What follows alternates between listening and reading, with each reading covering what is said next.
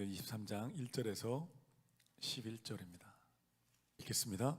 바울을 주목하여 이르되 여러분 형제들아 오늘까지 나는 범사의 양심을 따라 하나님을 섬겼노라 하거늘 대제사장 아나니아가 바울 곁에 서 있는 사람들에게 그 입을 치라 명하니 바울이 이르되 회칠한다며 하나님이 너를 치시리로다. 내가 나를 율법대로 심판한다고 앉아서 율법을 어기고 나를 치라 하느냐 하니 곁에 선 사람들이 말하되 하나님의 대제사장을 내가 욕하느냐. 바울이 이르되 형제들아 나는 그가 대제사장인 줄 알지 못하였노라. 기록하였으되 너의 백성의 관리를 비방하지 말라 하였느니라 하더라. 바울이 그중 일부는 사두개인이요 다른 일부는 바리새인인 줄 알고 공회에서 외쳐 이르되 여러분 형제들아 나는 바리새인이요 다 바리새인의 아들이라.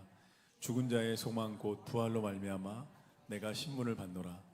그 말을 한즉 바리새인과 사두개인이 사이에 다툼이 생겨 무리가 나누어지니 이는 사두개인은 부활도 없고 천사도 없다 영도 없다 하고 바리새인은 다 있다 함이라. 크게 떠들세 바리새인 편에서 몇 서기관 일어나 다투어 이르되 우리가 이 사람을 보니 악한 것이 없도다. 혹 영이나 혹 천사가 그에게 말하였으면 어찌하겠느냐 하여 큰 분쟁이 생기니 천부장은 바울이 그들에게 찢겨질까요 군인을 명하여 내려가 무리 가운데서 빼앗아 가지고 영내로 들어가라 하니라. 그날 밤에 주께서 바울 곁에 서서 이르시되 담대하라. 내가 예루살렘에서 나의 일을 증언한 것 같이 로마에서도 증언하여야 하리라 하시니라. 아멘. 오늘 사도행전 시리즈 34번째 위기 속에서 들리는 주님의 음성이라는 제목으로 하나님 말씀 나눌게요. 함께 따라 보시겠어요? 위기 속에서 주님의 음성이 들립니다. 인생을 살다 보면 또 신앙생활을 하다 보면요 우리가 어려움을 겪고 또 고난을 겪고 또 예상치 못한 광야의 시간을 만나게 되잖아요. 근데 그때 되게 묘하게 설교 한 편, 또 예배 한 번이 나를 살리기도 하지만 때로는 한마디의 말이 이 상황을 완전히 다르게 보게 하고 내 마음밭을 완전히 새롭게 할 때가 있습니다. 그러니까 너무너무 힘든 고난의 시간을 지나고 있는데 요셉의 이야기를 들으면서 고난을 통해 하나님이 선을 이루어내신다 이 한마디가 딱 내 마음에 꽂히면 지금 내가 겪고 있는 고난이 무용지물 허무한 것이 아니라 하나님이 반드시 선을 이루시는구나 하는 믿음으로 마음밭이 순간적으로 바뀝니다. 여러분 그런 경험 다들 한 번쯤 해보셨을 것 같아요. 기도하면 눈물로 홀로 외롭게 눈물로 제가 아는 어떤 권사님은 눈물로 홀로 기도하다가 그냥 외롭게 기도하고 씨름하고 있는데 어느 날 하나님이 홀로 기도하고 눈물로 기도하는데 마음속에 사랑하는 딸아 내가 너를 안다. 내가 너의 눈물과 기도를 안다라는 성령의 감동이 딱 들리는 순간에 눈물을 흘리면서 그간의 그 서러움과 외로움들 하나님이 다 터치해 주시는 그런 신앙의 경험들이 그걸 이제 레마의 말씀이라고 하거든요. 로고스를 기록된 객관적인 성경 말씀을 로고스라고 하고요. 헬라어에서. 그리고 이 말씀이 성령을 통해 내게 딱 다가오는 순간을 레마의 말씀, 개인적인 은혜의 말씀이라고 부릅니다. 그런 데가 저 같은 경우도 개척교회를 하다가 5년간의 개척교회를 정말 그 코로나 시절에 모든 걸 다 쏟아부어서 청년들을 만나고 하다가 몇 달 동안 기도하는 가운데 하나님이 정리하라는 마음을 주신 거예요. 완전히 마음이 낙심해서 절망 가운데 정말 애쓰고 수고한 5년의 모든 것들을 다 정리해야 되는 그 순간에 한 달 넘게 정말 아픔 가운데 시간을 지나는데 그 시간 가운데 하나님이 어떤 책을 통해 성령을 통해서 하나님은 닫힌 문을 통해서도 일하신다. 닫힌 문을 통해 하나님이 새로운 문을 여신다. 이 말 한마디가요 상황이 다르게 보이는 거예요. 하나님의 훈련이 끝났다는 거예요. 5년이 무용지물이 아니라 하나님의 훈련이 끝났기 때문에 문을 닫으신 거고 하나님 새로운 문을 여신다. 그 고통과 절망스러운 순간이 새롭게 해석이 되는 그런 순간들이 있습니다. 19세기에 영국의 정말 저명한 설교자인 찰스 스펀전 목사님이 세계적인 설교자였는데 극심한 우울증과 고통 속에 홀로 있었어요. 그가 모르는 신학이 없었고 알지 못하는 성경 구절이 없었어요. 그런데 스펄전 목사님 나중에 이렇게 간증했어요. 나를 살려낸 것은 복잡한 신학이 아니라 어느 날 하나님이 기도하는 가운데 내가 너를 떠나지 아니하리라 이 한마디 말씀이었다. 할렐루야. 이 한마디 말씀이 우리를 살려내고 우리를 새롭게 하는 줄로 믿습니다. 마태복음 14장에 보면 동일한 장면이 나오죠. 거센 풍랑 속에서 죽을 것 같아서 막 물이 스며들어오는 가운데 배가 뒤집어질까 봐 두려움 가운데 있는 제자들에게 예수님이 걸어오시면서 한마디 딱 하시는 거예요. 내가 왔다, 두려워하지 말아라. 이 말씀에 제자들은 진정되고 풍랑은 가라앉아요. 여러분, 하나님이 주시는 때로는 설교 한 편, 때로는 예배 하나, 성경 공부, 셀모 이런 것들 통하여서도 하나님이 은혜를 주시지만 때로는 한마디의 하나님의 말씀, 성령이 감동하신 하나님의 그 한마디 말씀이 우리 삶을 새롭게 하고 우리를 살려내는 줄로 믿습니다. 말의 힘이 정말 강한 거죠. 진짜 말은 권세가 있고요. 그 말은 사람을 정말 살리기도 하고 죽이기도 합니다.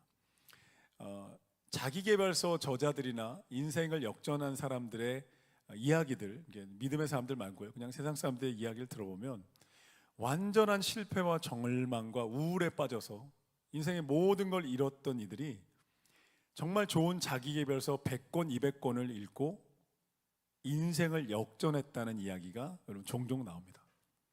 왜 그럴까요?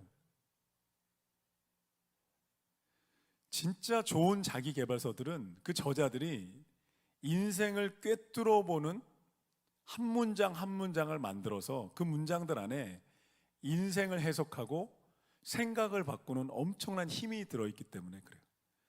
그래서 그들이 그냥 날림 책들 말고요, 얕은 사람들의 책 말고 정말 인생을 깊이 묵상하고 고난을 묵상하고 전 산다는 게 뭔지를 깊이 성찰하는 사람들의 자기계발서 책을 보면 그 한 문장 한 문장이 우리의 생각들을 하나하나 바꿉니다. 미국의 자기계발 저술의 원조인 제임스 알렌의 책을 보면 이런 문장들이 나와요. 한번 들어보십시오. 사람은 자석과 같아서 자신이 사랑하는 것뿐만 아니라 두려워하는 것도 삶 속으로 끌어당긴다. 이런 말이 해석이 되는 거예요. 내가 지금 내가 뭘 끌어당기고 있지? 고결한 비전이 성공의 씨앗이다. 그러니까 막연하게 성공을 향해 달려가던 사람이 내게 비전이 있나? 또 희생 없이 진정한 성취는 없다. 두려움을 정복할 때 성취가 시작된다. 이런 인생을 꿰뚫는 말들이 있는 거예요. 연예인 중에도 우리 강호동 씨 같은 사람 맨날 명언 제조기라고 막 놀리잖아요. 근데 강호동의 명언을 찾아봤는데 이 사람 진짜 대단한 사람, 진짜 책 많이 읽은 것 같아요. 강호동이라는 연예인이 한 말입니다. 들어보십시오. 진정한 승부는 자신을 이기는 것에서 시작된다. 아멘 나올 뻔했는데. 혼자 빛나는 별은 없다. 비바람을 견뎌야 단단한 열매가 맺힌다. 할렐루야. 정말 너무 깊이 있는 말씀. 청년들, 비바람을 견뎌야 단단한 열매가 맺힌다고 강호동 선생님이 말씀하셨어요. 천재는 노력하는 사람을 이길 수 없고 노력하는 사람은 즐기는 사람을 이길 수 없으니 매 순간 내일에 미쳐야 한다. 이런 문장들을요 한 100권, 200권을 읽잖아요. 뇌파가 바뀐대요. 실제로 뇌과학자들이 증명한 거예요. 뇌가 진짜 인생을 꿰뚫는, 세상에 거짓되고 그냥 미디어에 가득한 그런 말이 아니라 진짜 인생을 꿰뚫는 말에 시련을 극복하고 해석하는 말들에 내 뇌파가 바뀌면서 바라보는 눈, 아이디어들이 바뀌면서 성취하고 돌파하게 된다는 거예요.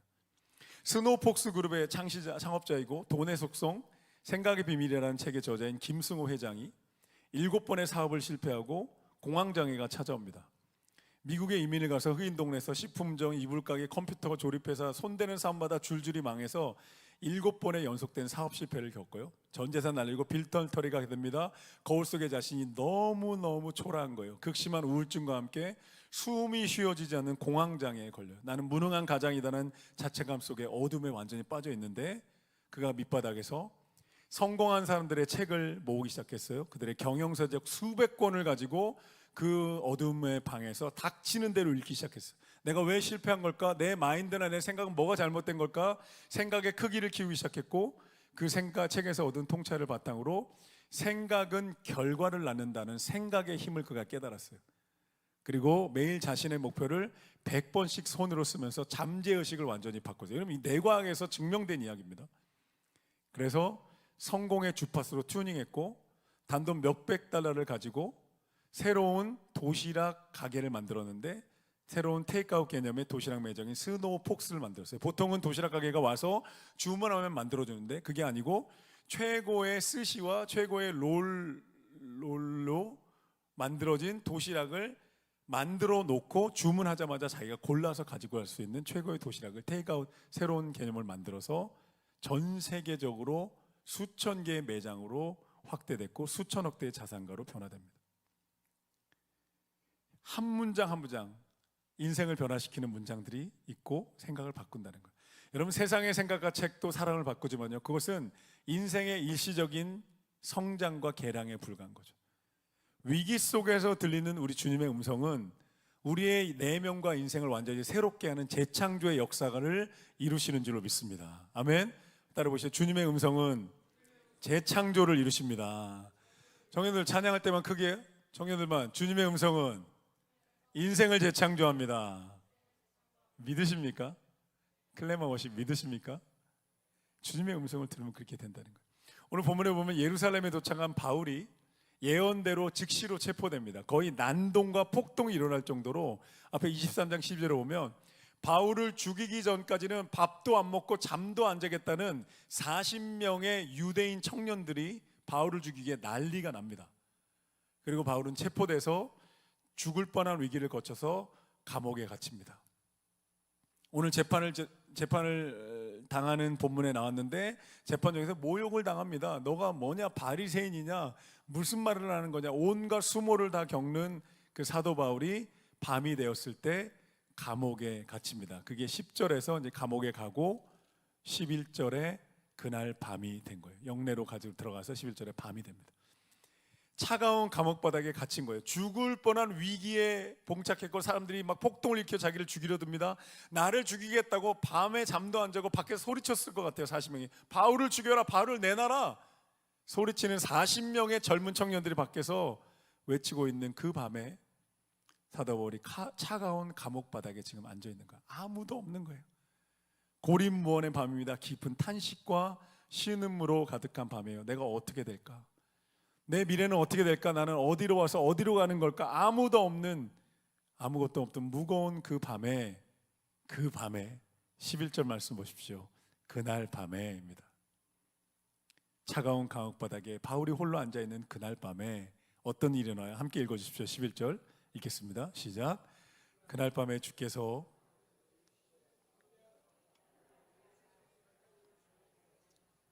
로마에서도 증언하여야 하리라 하시니라. 아멘. 할렐루야.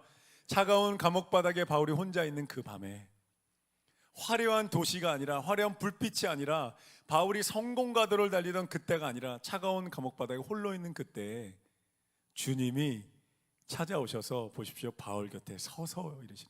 왜 서 있어요? 지켜주시려고. 옆에 서서 바울이 그 가장 어두운 밤에 바울이 찾아오시는 거예요. 우리가 갇힌 감옥은 우리를 무너뜨리기 위한 현장이 아니라 주님이 찾아오시는, 주님의 음성을 듣는 밤이 되는 줄로 믿습니다.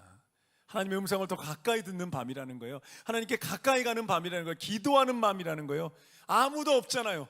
그 감옥에 누가 나를 도와줘요? 나를 어떻게 해줄 거예요? 누가 뭘 해줄 거예요? 아무도 해줄 수 없는 그 밤에, 주님 앞에 홀로 서 있는 그 밤에 주님의 음성이 들리기 시작하는 거예요. 세상의 소리가 끊어지면 하나님의 음성이 들리는 줄로 믿습니다. 세상의 소리가 끊어져야 하나님의 음성이 들리는 거죠. 수많은 미디어와 수많은 놀거리와 수많은 즐길 수 있고 내가 원하는 모든 것들 잠깐 꺼져였어야 그때 비로소 우리는 하나님의 음성을 듣게 됩니다. 곁에 서서 친밀한 주님의 음성이 들립니다. 뭐라고 말씀하시냐면 11절에 담대하라, 내가 예루살렘에서 나의 일을 증언하는 것 같이 로마에서도 증언하여야 하리라 말씀하십니다. 아멘. 담대하라라는 거예요. 이 담대하라는 말이 두려워하지 말라는 거죠. 성경에서 하나님이 수없이 우리에게 하시는 말씀, 두려워하지 말아라, 내가 너의 옆에 있을 것이다. 끊임없이 말씀하시는. 그리고 그 다음 하신 말씀은 뭐냐면 예루살렘에까지 온 것을 기억해라. 너의 걸어온 여정을 돌아보아라. 내가 은혜로 너와 함께했다. 내가 은혜로 너와 동행했고 너의 삶 가운데 함께했다고 하나님이 지나온 시간을 돌아보게 하시는 거예요. 그리고 마지막에 로마에 가서 증언하게 될 것이다. 이 마지막 문장의 표현이 헬라어 원어로 보면 되게 중요합니다.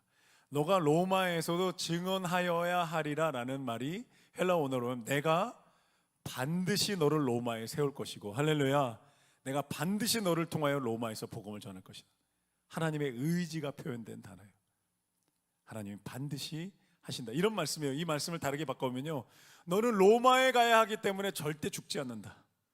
넌 로마에 가야 하기 때문에 이 군병과 유대인들이 너를 깨뜨리지 못한다. 할렐루야. 하나님의 약속의 말씀이 여러분 들려오는 거예요.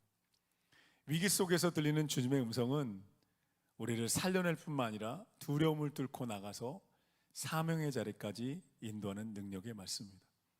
낮 동안에 바울을 괴롭히던 모든 음성들이 차단된 밤이었어요. 홀로 고립된 것 같은데 바로 그 밤에 주님이 옆에 계시는 은혜의 자리가 됩니다.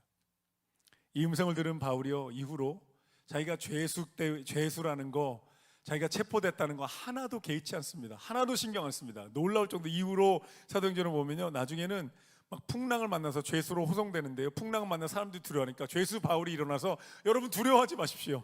하나님이 저를 로마에 보내신다고 했기 때문에 이 배는 침몰하지 않을 것입니다. 아멘. 상상이 되십니까? 상상이 되십니까? 로마 군병과 여러 막 지도자와 죄수들이 있는데 손이 묶인 바울이 일어나서 하나님이 나를 로마에 보내시기 위해서 여러분과 이 배를 보호하실 겁니다라고 당당하게 외치기 시작합니다. 열왕기상 19장에 보면 갈멜산에서 바알과 아세라 선지자 850명에게 승리했던 엘리야 선지자가 번아웃 때 쓰러져요. 광야에 들어가서 완전 지쳐서 영적인 완전 영양실조에 걸립니다. 주님, 이제 제 생명을 거두어 가십시오라고 완전히 넘어져요. 그 넘어지는 순간 가운데 하나님이 로뎀나무 아래 엘리야에게 찾아오세요.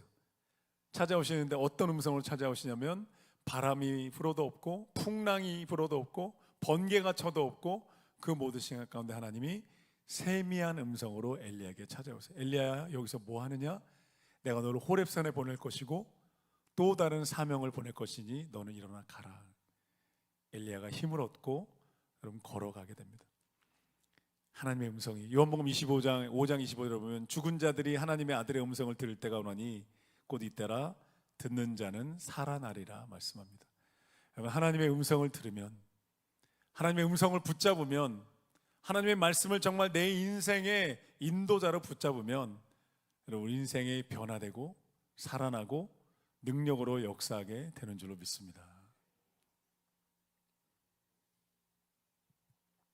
한국 개신교 최초의 순교자가 영국에서 온 토마스 선교사님입니다. 1884년에 대동강변에 제너럴 셔먼호를 타고 들어왔다가 물이 빠지는 바람에 배가 고착된 거예요.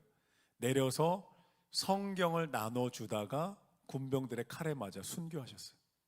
가장 짧은 순교였고 가장 짧은 선교였고 성경을 나눠주다 세상을 떠났어요.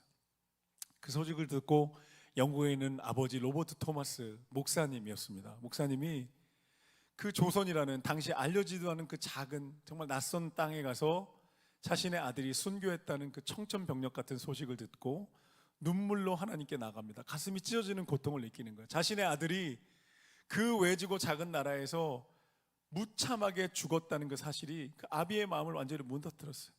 너무너무 마음이 아프고 하나님을 향한 원망이 거둬지지 않아서 이 아버지가 영적 침체에 빠집니다. 수년 동안 괴로움을 당하면서 이제 목회를 내려놔야 되겠다.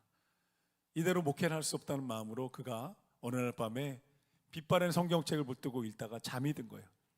근데 그 꿈인지 환상인지 모를 정도로 그 밤에 하나님의 세미한 음성이 그 로버트 토마스 아버지 목사님의 마음에 들려왔습니다. 그 말씀이 뭐였냐면, 너의 아들이 죽으면서 나의 성경책을 조선 땅에 전했단다.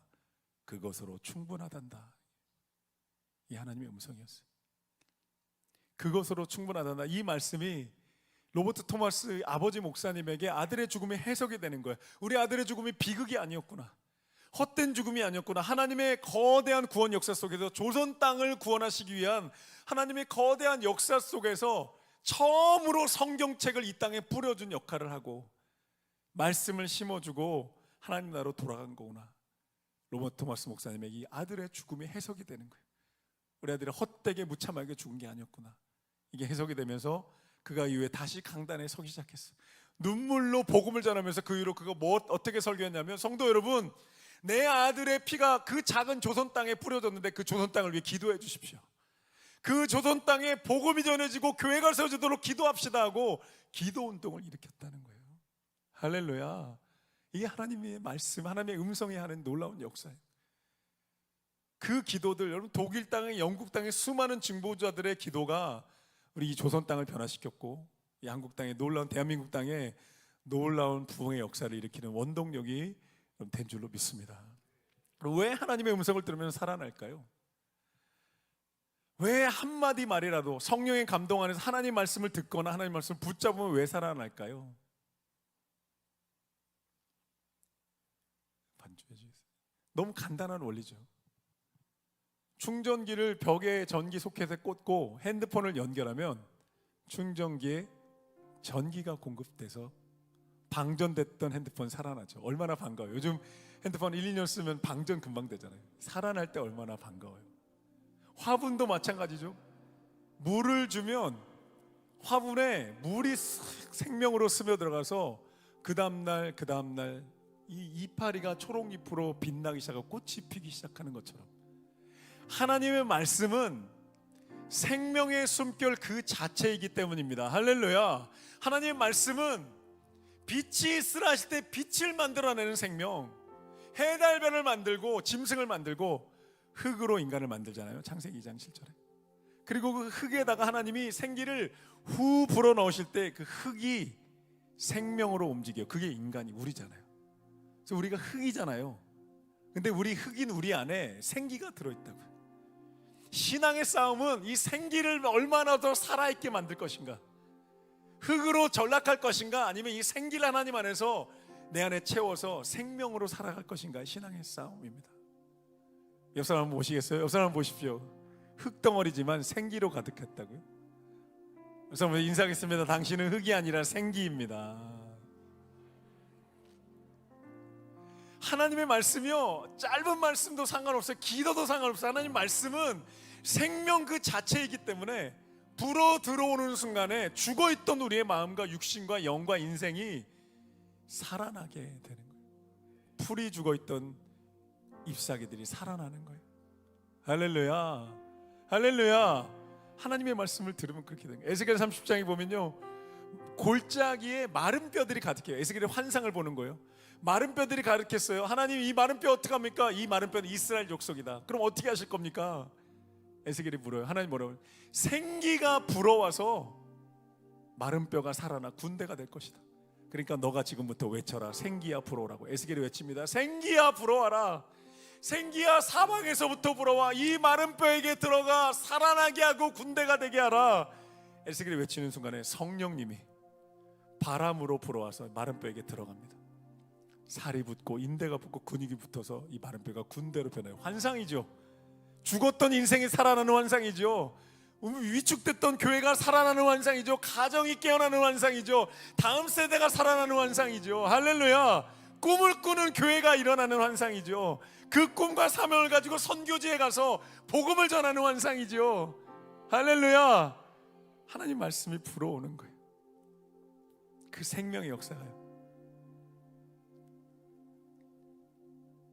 제가 하나님을 떠났다가 목사들로 자라나서 대학 때 하나님 떠나서 8년간 방황하고 도망갔다가 예배 자리에는 하나님의 음성을 매일매일 듣기 시작해요. 하나님이 내가 너를 사랑한다, 내가 너를 기다렸다, 말씀하시고 또 말씀하시고 제 내면의 응어리와 후회와 죄악들이 다 씻겨져 내려갈 때까지 내가 너를 사랑한다, 내가 너를 기다렸다, 내가 너와 함께 할 것이다, 끊임없이 말씀하시는 하나님의 음성을 들었던 것 같아요.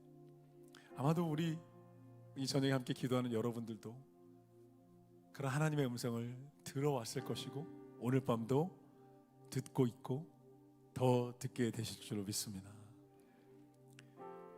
한 가지 예언만 제가 말씀드리고 말씀 마무리할게요. 예전에 제가 설교 때 한번 나눴던 것 같은데요, 하나님이 너를 엄청 사랑하신대라는 찬양을 작곡한 황다은 자매님 이야기입니다. 신앙생활 열심히 하던 청년이었어요. 그런데 어느 날 감당하기 힘든 아픔과 영적 위기를 맞이하게 됩니다. 사람에게 깊은 상처받고 가족에게 상처받고 도저히 극복할 수 없는 환경적인 고난까지 들이닥치면서 마음이 완전히 무너져 버린 거예요. 골방으로 들어가 버린 거예요. 그냥 숨어 버린 거예요. 우울증에 고립된 상태에 빠지게 돼서 왜 내게 이런 일이 일어났을까? 원망과 슬픔으로 눈물만 흘리면서 아무것도 할 수 없을 것 같은 그런 시간, 사방이 벽으로 막힌 것 같은 그 시간을 보내고 있었는데 어느 날 찬양을 듣는 가운데 아주 부드럽게 그러나 세미한 소리로 하나님이 황당한 자매에게 말씀하신 거예요. 다은아, 내가 너를 엄청 사랑한단다. 세상에 주는 소리, 상처의 이야기, 절망의 소리 때문에 죽을 것 같았는데 그 소리만 너무너무 크게 들렸는데 그날 밤에 우리 주님의 그 따뜻한 음성이 가장 크게 들린 거예요. 지금까지 들려왔던 모든 소리들 다 볼륨이 낮아지고 주님의 그 한마디, 다은아, 내가 너를 엄청 사랑한단다. 그 주님의 음성을 듣는 순간에 영혼 가운데 있는 모든 폭풍이 잠잠해지더라는 거예요.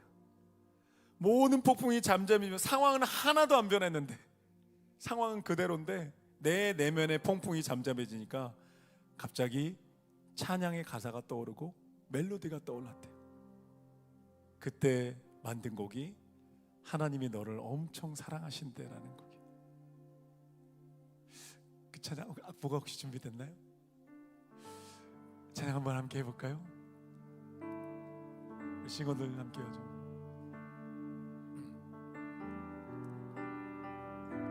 주일에 한번 했던 곡인데 한번 함께 배우시면서 해볼게요. 하나님이 너를 엄청 사랑하신대. 하나님이 너를 엄청 사랑하신대. 하나님이 너를 엄청 사랑해서 사람이 아닌 하나님을 바라보길 기다리신대. 하나님이 너를 엄청 사랑하신대. 위에 불을 꺼주시겠어요? 하나님이 너를 엄청 사랑하신대. 하나님이 너를 엄청 사랑해서 지금 눈앞에 어둠 속에 그저 두지 않으실 거래. 하나님이 너를 엄청 사랑하신대. 하나님이 너를 엄청 사랑하신대. 하나님이 너를 엄청 사랑해서 너의 삶을 허락하시고 이 땅에 태어나게 하셨대. 하나님이 너를 엄청 사랑하신대. 하나님이 너를 엄청 사랑하실 거래. 하나님이 너를 엄청 사랑할 거래.